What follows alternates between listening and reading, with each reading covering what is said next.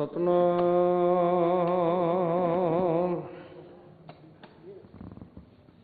श्री वाहिगुरु जी।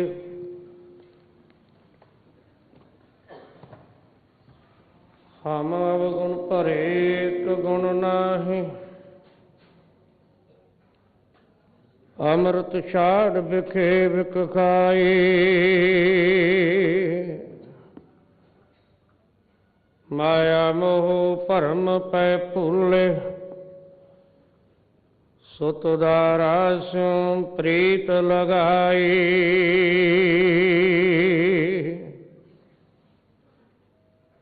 एक उत्तम पंथ सुनियो गुर संगत, ते मलंत जम त्रास मिटाई।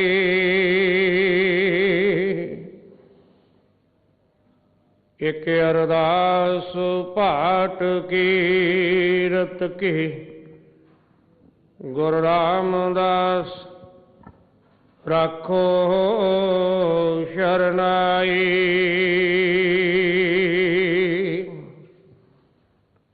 एक अरदास पाठ कीरत की, गुरु रामदास राखो शरनाई।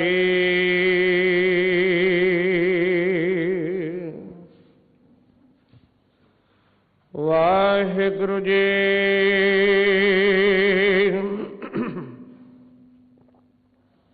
वडहंस महला तीजा, कर पहला एक ओंकार, सतगुर प्रसाद।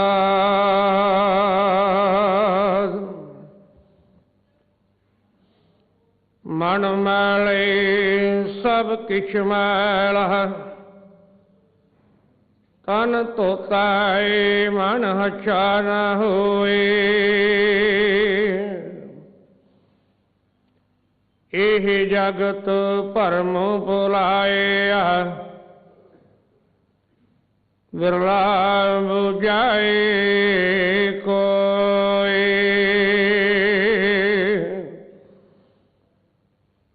मन मैलाए सब किछ मैला, तन तोताए मन हच्छा न होए। एह जगत भरम भुलाया, विरला बुझाए कोई।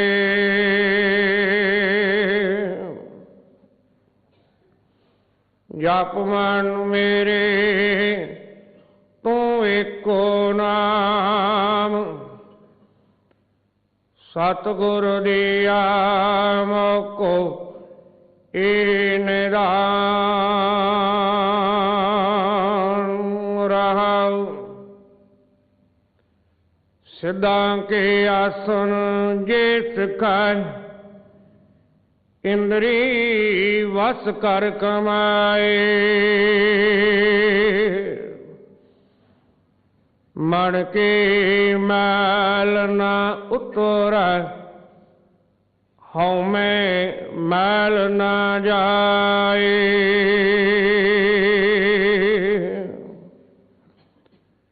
इस मन को होर संयम को नाही, बिन सतगुर की चरनाए। सतगुर मिलाए उल्टी पाई, कहना किछु न जाए।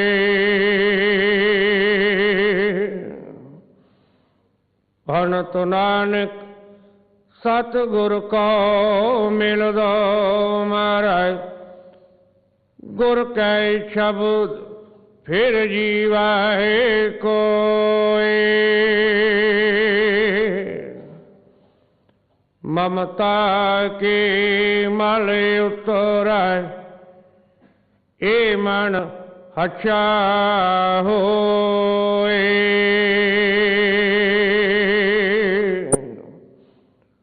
भनत नानक सतगुर को मिल दो महाराज, गुर कै शब्द फिर जीवा कोई। ममता के मल उतरा ए मन अच्छा होए।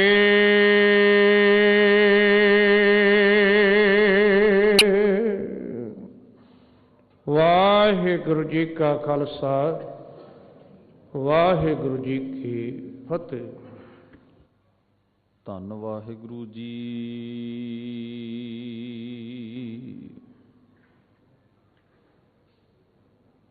सतगुर बाणी पुरख पुरखोतम,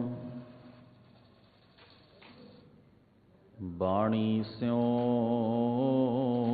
चित लावै गो।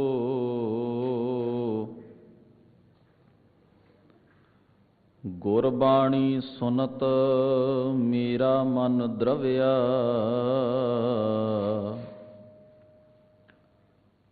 मन भीना निज घर आवै गो।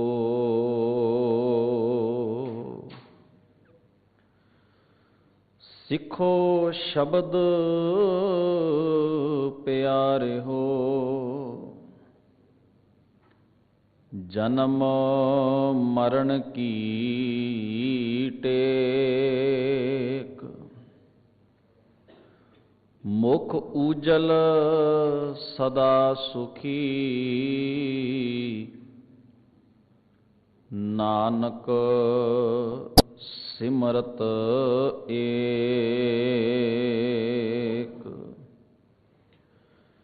मुख उजल सदा सुखी,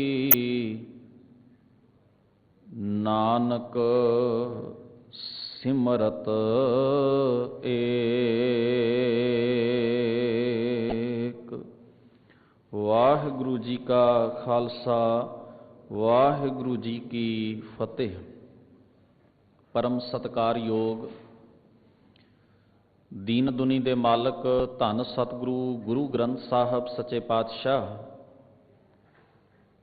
तिन्हां दे पावन दरबार दियां हाज़रियां भर रहे गुरु प्यारे गुरु सवारे सत संगी जनों, अकाल पुरख वाहिगुरु जी ने अपार बख्शिश कृपा कीती है। गुरुद्वारा श्री बंगला साहिब तो सतगुरां दी अमृतमई बाणी दा ਅੰਮ੍ਰਿਤ ਵੇਲੇ ਤੋਂ ਜੋ ਪ੍ਰਵਾਹ ਚੱਲ ਰਿਹਾ ਹੈ, ਸਤਿਗੁਰੂ ਦੀ ਪਾਵਨ ਬਾਣੀ ਦੇ ਕੀਰਤਨ ਦੇ ਰੂਪ ਵਿੱਚ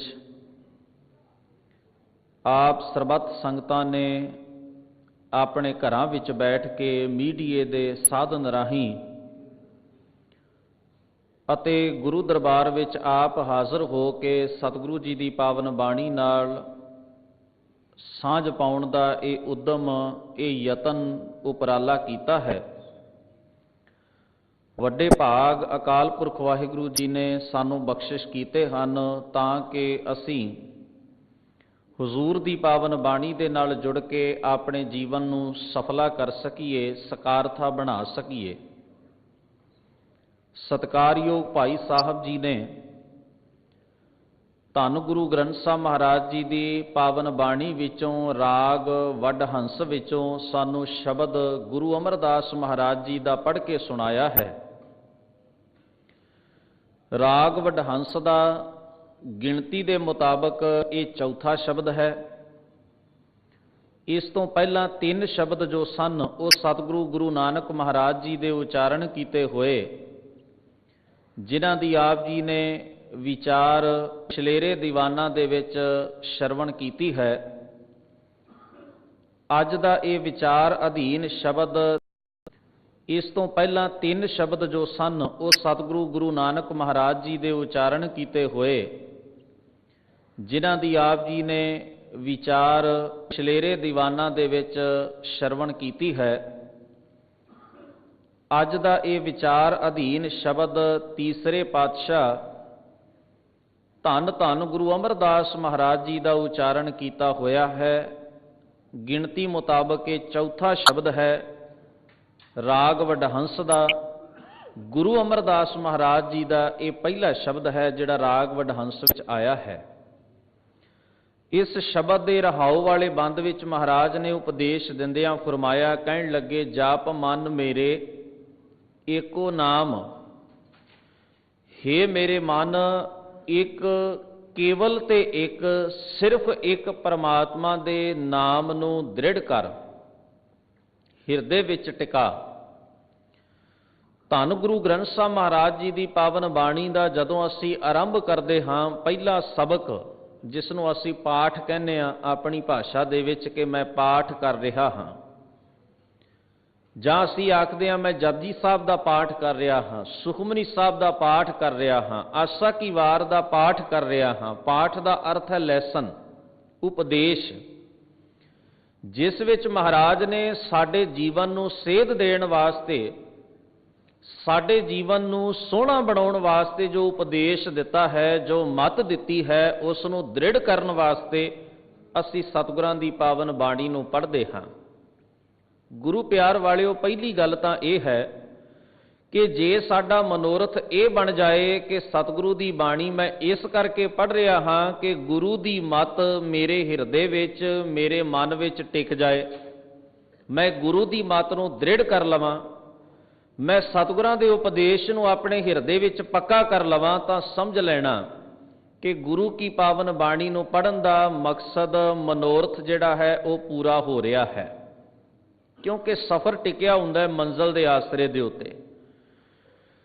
ਕੋਈ ਬੰਦਾ ਆਪਣੇ ਘਰ ਤੋਂ ਤੁਰ ਪਿਆ, ਉਸਨੇ ਕਿਤੇ ਪਹੁੰਚਣਾ ਹੈ, ਬੜਾ ਲੰਬਾ ਸਮਾਂ ਹੋ ਗਿਆ ਉਸ ਨੂੰ ਤੁਰਦਿਆਂ ਹੋਇਆਂ, ਸਫ਼ਰ ਕਰਦਿਆਂ ਹੋਇਆਂ, ਪੈਂਡਾ ਕਰਦਿਆਂ ਹੋਇਆਂ, ਪਰ ਜੇਕਰ ਉਸ ਨੂੰ ਆਪਣੀ ਮੰਜ਼ਿਲ ਭੁੱਲ ਗਈ ਹੈ ਨਾ ਕਿ ਮੈਂ ਪਹੁੰਚਣਾ ਕਿੱਥੇ ਹੈ, ਤਾਂ ਆਪਾਂ ਸੋਚ ਸਕਦੇ ਹਾਂ ਕਿ ਉਹਦੇ ਸਫ਼ਰ ਦਾ, ਉਹਦੇ ਪੈਂਡੇ ਦਾ ਕੋਈ ਰਿਜ਼ਲਟ, ਕੋਈ ਨਤੀਜਾ ਨਹੀਂ ਨਿਕਲਣਾ।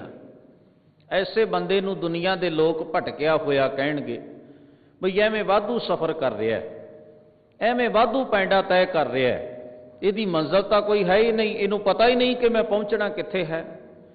ਤੇ ਜੇ ਸਾਨੂੰ ਪਤਾ ਹੈ ਨਾ ਕਿ ਸਾਡੀ ਮੰਜ਼ਿਲ ਕੀ ਹੈ, ਸਾਡਾ ਮਾਰਗ ਕਿਹੜਾ ਹੈ, ਜਿਸ ਰਾਹ ਦੇ ਉੱਤੇ ਤੁਰ ਕੇ ਅਸੀਂ ਆਪਣੀ ਮੰਜ਼ਿਲ ਤੇ ਪਹੁੰਚਣਾ ਹੈ, ਤਾਂ ਖਿਆਲ ਕਰਿਓ ਐਸੇ ਬੰਦੇ ਨੂੰ ਕੋਈ ਸੰਸਾਰ ਵਿੱਚ ਭਟਕਿਆ ਹੋਇਆ ਨਹੀਂ ਕਹਿੰਦਾ, ਕਿਉਂਕਿ ਸਾਰਿਆਂ ਨੂੰ ਪਤਾ ਹੈ ਵੀ ਇਹਨੇ ਪਹੁੰਚਣਾ ਕਿੱਥੇ ਹੈ।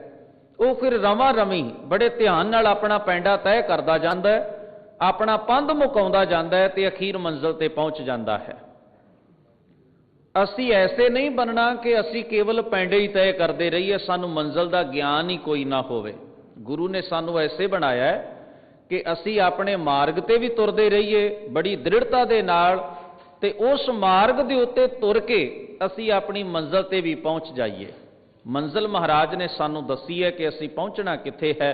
ਕਿਮ ਸਚਿਆਰਾ ਹੋਈਐ, ਕਿਮ ਕੂੜੈ ਟੁੱਟੈ ਪਾਲ, ਹੁਕਮ ਰਜ਼ਾਈ ਚੱਲਣਾ ਨਾਨਕ ਲਿਖਿਆ ਨਾਲ। ਤੇ ਮਾਰਗ ਵੀ ਸਾਨੂੰ ਦੱਸਿਆ ਹੈ, ਗੁਰ ਸਿੱਖ ਮੀਤ ਚਲੋ ਗੁਰ ਚਾਲੀ, ਜੋ ਗੁਰ ਕਹੈ ਸੋਈ ਭਲ ਮਾਨੋ, ਹਰ ਹਰ ਕਥਾ ਨਿਰਾਲੀ। ਜੇ ਸਿੱਖ ਨੇ, ਜੇ ਜਗਿਆਸੂ ਨੇ ਆਪਣੀ ਮੰਜ਼ਿਲ ਚੇਤੇ ਰੱਖੀ ਹੈ, ਰਾਹ ਚੇਤੇ ਰੱਖਿਆ ਵੀ ਉਸ ਮੰਜ਼ਿਲ ਤੇ ਪਹੁੰਚਣ ਵਾਸਤੇ ਰਾਹ ਕਿਹੜਾ ਜਾਂਦਾ ਹੈ, ਉਸ ਨੂੰ ਦੁਨੀਆ ਦੀ ਕੋਈ ਤਾਕਤ ਉਲਝਾ ਨਹੀਂ ਸਕਦੀ, ਭਟਕਾ ਨਹੀਂ ਸਕਦੀ, ਰਸਤੇ ਤੋਂ ਕੁਰਾਏ ਨਹੀਂ ਪਾ ਸਕਦੀ। ਪਰ ਜੇ ਕਿਧਰੇ ਐਸਾ ਮੌਕਾ ਬਣ ਜਾਏ ਕਿ ਖਦਸ਼ਾ ਹੋਵੇ, ਡਰ ਹੋਵੇ ਕਿ ਮੈਂ ਭਟਕ ਜਾਵਾਂਗਾ, ਕਿਧਰੇ ਐਸਾ ਸਮਾਂ ਬਣ ਜਾਏ, ਮਾਹੌਲ ਬਣ ਜਾਏ ਕਿ ਬੰਦਾ ਕਿਸੇ ਵੇਲੇ ਥਿੜਕ ਜਾਏ, ਕਿਉਂਕਿ ਮਨੁੱਖ ਭੁੱਲਣਹਾਰ ਹੈ, ਗਲਤੀਆਂ ਦਾ ਪੁਤਲਾ ਹੈ। ਮਹਾਰਾਜ ਨੇ ਬਾਣੀ ਚ ਆਖਿਆ, ਮਾਟੀ ਕਾ ਕਿਆ ਧੋਪੈ ਸੁਆਮੀ, ਮਾਨਸ ਕੀ ਗਤ ਇਹੀ, ਹਮ ਅਵਗੁਣ ਭਰੇ ਏਕ ਗੁਣ ਨਾਹੀ। ਸੰਸਾਰ ਚੋਂ ਅਸੀਂ ਔਗੁਣਾਂ ਦੀਆਂ ਪੰਡਾਂ ਹੀ ਬੰਨ੍ਹਦੇ ਹਾਂ, ਇਸ ਕਰਕੇ ਭੁੱਲਣ ਦਾ ਡਰ ਜ਼ਿਆਦਾ ਹੈ, ਖਦਸ਼ਾ ਜ਼ਿਆਦਾ ਹੈ, ਚਾਂਸ ਜ਼ਿਆਦਾ ਹੈ ਕਿ ਅਸੀਂ ਭੁੱਲ ਜਾਈਏ। ਉਸ ਵੇਲੇ ਫਿਰ ਭੁੱਲੇ ਹੋਏ ਜੀਵ ਨੂੰ ਗੁਰੂ ਆਪ ਮਾਰਗ ਵਿਖਾਉਂਦਾ ਹੈ। ਜੇਕਰ ਕੋਈ ਭੁੱਲਿਆ ਹੋਇਆ ਗੁਰੂ ਦਾ ਆਸਰਾ ਤੱਕ ਲਵੇ, ਭੁੱਲੇ ਮਾਰਗ ਜਿਨ੍ਹੇ ਬਤਾਇਆ, ਐਸਾ ਗੁਰ ਵੱਡ ਭਾਗੀ ਪਾਇਆ। ਜੇ ਇਹ ਮੰਜ਼ਿਲ ਯਾਦ ਰਹਿ ਗਈ ਹੈ ਨਾ ਤਾਂ ਖਿਆਲ ਕਰਿਓ, ਬੰਦਾ ਜਦੋਂ ਪੈਂਡਾ ਤੈਅ ਕਰਦਾ ਹੈ ਨਾ ਤੇ ਮੰਜ਼ਿਲ ਨੂੰ ਧਿਆਨ 'ਚ ਰੱਖ ਕੇ ਕਰਦਾ ਹੈ ਕਿ ਮੈਂ ਜਾਣਾ ਕਿੱਥੇ ਹੈ, ਰਵਾਂ ਰਵੀਂ ਤੁਰਿਆ ਜਾਂਦਾ ਕਿਉਂਕਿ ਉਹਦੇ ਚੇਤੇ 'ਚ ਹੈ। ਹੁਣ ਇੱਕ ਗੱਲ ਦਾ ਖਿਆਲ ਰੱਖੀਏ, ਜਦੋਂ ਅਸੀਂ ਤੁਰਦੇ ਹਾਂ, ਮੰਨ ਲਓ ਅਸੀਂ ਘਰ ਤੋਂ ਚੱਲੇ, ਗੁਰਦੁਆਰਾ ਸਾਹਿਬ ਅਸੀਂ ਪਹੁੰਚਣਾ ਹੈ। ਜਦੋਂ ਅਸੀਂ ਘਰ ਤੋਂ ਤੁਰੇ ਸਾਂ, ਸਾਨੂੰ ਪਤਾ ਸੀ ਕਿ ਅਸੀਂ ਗੁਰਦੁਆਰਾ ਸਾਹਿਬ ਜਾਣਾ ਹੈ।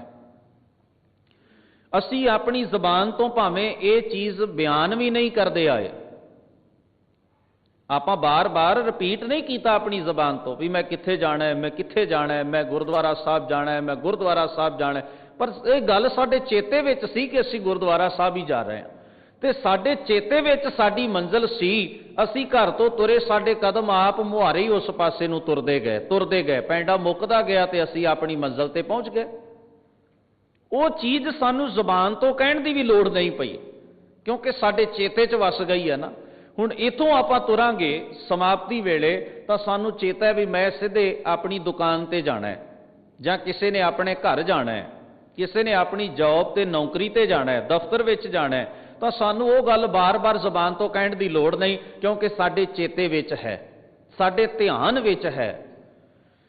ਉਹ ਗੱਲ ਸਾਡੇ ਧਿਆਨ ਵਿੱਚ ਹੈ। ਸਰੀਰ ਨੇ ਆਪ ਮੁਹਾਰੇ ਕੰਮ ਕਰਦੇ ਜਾਣਾ, ਕਿਉਂਕਿ ਸਰੀਰ ਨੇ ਮੰਨਣੀ ਹੈ ਧਿਆਨ ਦੀ। ਸਰੀਰ ਨੇ ਉਹ ਕੁਝ ਕਰਨਾ ਜਿਹੜਾ ਖਿਆਲ ਚੇਤੇ ਵਿੱਚ ਹੈ, ਜਿਹੜਾ ਸਾਡੀ ਬੁੱਧ ਵਿੱਚ ਟਿਕ ਗਿਆ ਹੈ, ਜਿਹਦਾ ਸਮਰਨ ਹੈ, ਸਾਨੂੰ ਗਿਆਨ ਹੈ ਸਾਨੂੰ ਕਿ ਅਸੀਂ ਇੱਥੇ ਜਾਣਾ, ਆਪ ਮੁਹਾਰੇ ਸਰੀਰ ਨੇ ਉਹ ਕੰਮ ਕਰਦੇ ਰਹਿਣਾ ਹੈ।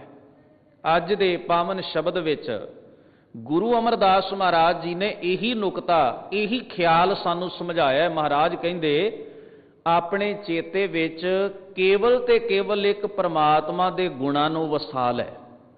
ਜੇ ਜੀਵਨ ਦਾ ਪੈਂਡਾ ਸੌਖਾ ਤੈਅ ਕਰਨਾ ਹੈ ਨਾ, ਜੇ ਜੀਵਨ ਨੂੰ ਦੁਰਮਤ ਦੀ ਮੈਲ ਤੋਂ ਬਚਾਉਣਾ ਹੈ, ਜੇ ਜੀਵਨ ਨੂੰ ਵਿਕਾਰਾਂ ਤੋਂ ਬਚਾਉਣਾ ਹੈ, ਜੇ ਜੀਵਨ ਨੂੰ ਝੂਠ ਤੋਂ ਬਚਾਉਣਾ ਹੈ, ਤਾਂ ਆਪਣੇ ਚੇਤੇ ਵਿੱਚ ਕੇਵਲ ਰੱਬ ਦੇ ਗੁਣਾਂ ਨੂੰ ਰੱਖ, ਕੇਵਲ ਰੱਬ ਦੇ ਗੁਣਾਂ ਨੂੰ। ਉੱਥੇ ਲਫ਼ਜ਼ ਮਹਾਰਾਜ ਨੇ ਵਰਤੇ ਨੇ, ਜਪ ਮਨ ਮੇਰੇ ਏਕੋ ਨਾਮ। ਤੇ ਮੈਂ ਜ਼ਿਕਰ ਕਰ ਰਿਹਾ ਸਾਂ ਗੁਰੂ ਸਾਹਿਬ ਜੀ ਦੀ ਪਾਵਨ ਬਾਣੀ ਨੂੰ ਜਦੋਂ ਅਸੀਂ ਆਰੰਭ ਤੋਂ ਪੜ੍ਹਦੇ ਹਾਂ, ਭਾਵ ਜਪ ਜੀ ਸਾਹਿਬ ਦਾ ਪਾਠ ਕਰਦੇ ਹਾਂ, ਤਾਂ ਉਹ ਪਾਠ ਦੇ ਵਿੱਚ ਮਹਾਰਾਜ ਨੇ ਪਹਿਲੀ ਇੱਕ ਗੱਲ ਦ੍ਰਿੜ ਕਰਵਾਈ ਹੈ ਸਾਨੂੰ ਸਾਰਿਆਂ ਨੂੰ, ਉਹ ਹੈ ਇੱਕ ਓੰਕਾਰ।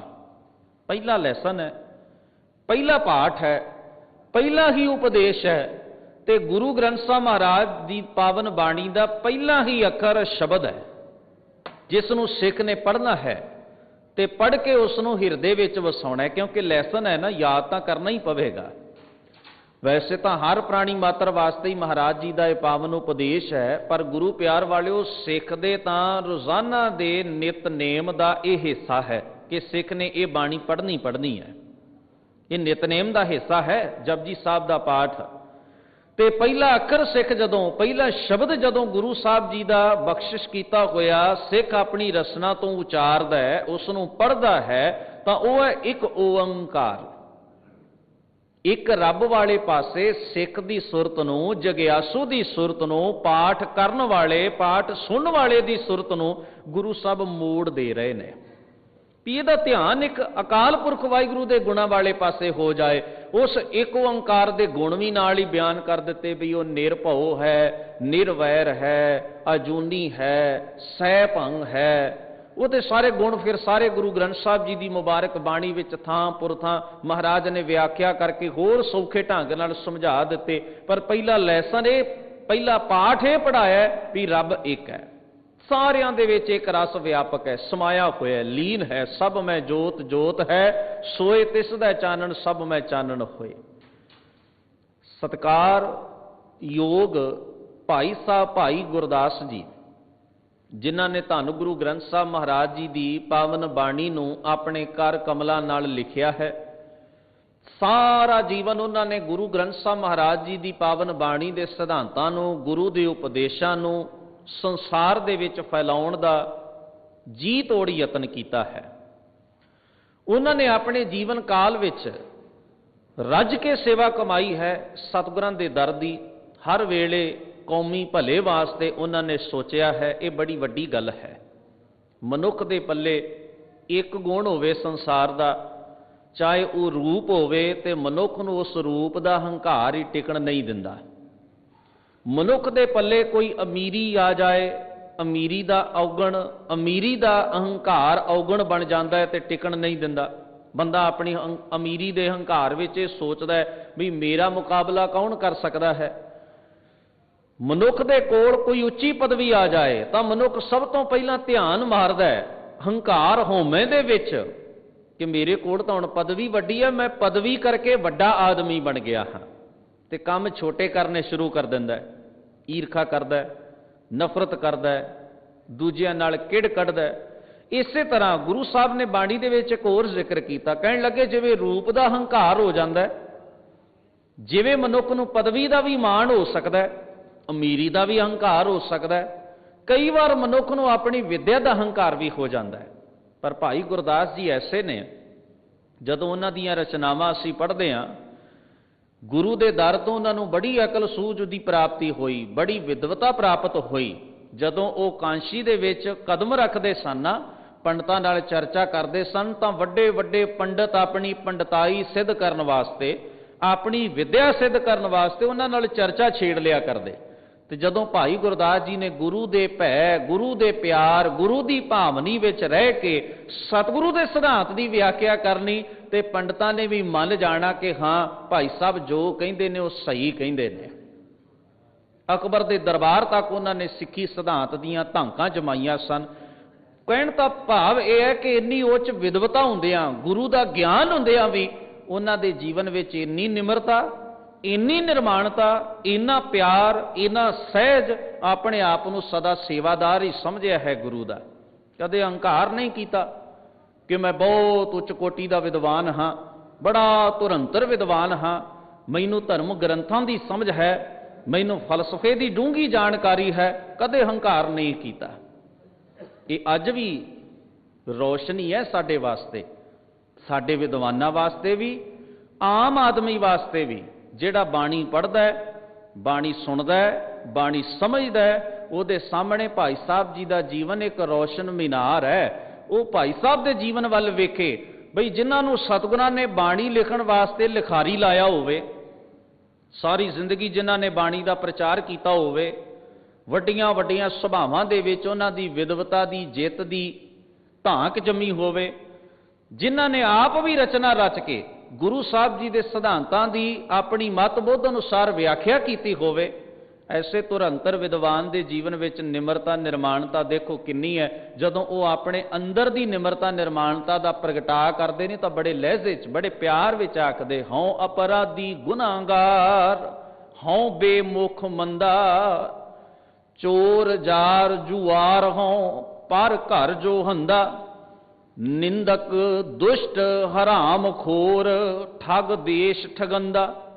ਵਿਸ਼ਵਾਸ ਘਾਤੀ ਅਕਿਰਤ ਘਾਣ, ਮੈਂ ਕੋ ਨਾ ਰਖੰਦਾ। ਤੇ ਫਿਰ ਅਖੀਰ ਬੇਨਤੀ ਕਰਦੇ, ਸਿਮਰ ਮੁਰੀਦਾ ਢਾਡੀਆ, ਸਤਿਗੁਰ ਬਖਸ਼ੰਦਾ।